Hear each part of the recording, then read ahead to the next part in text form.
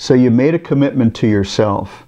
You've reached the age of 40, maybe you're a bit over 40, and you weren't happy with how things were going with your body. You were a little slower, a little heavier, maybe not as happy as you were in years past. You've decided to make some changes. You're now watching your diet.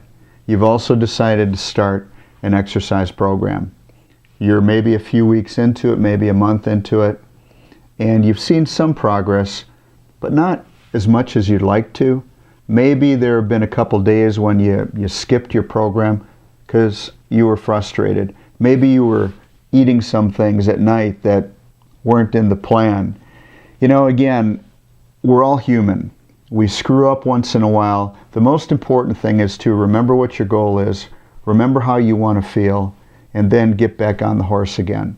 Because if you stay on the horse, if you continue with the plan that you've drawn out for yourself, eventually you're going to get to where you want to go. And isn't that really what you want for yourself? So best of luck, keep on, you'll reach your goals as you continue with the journey.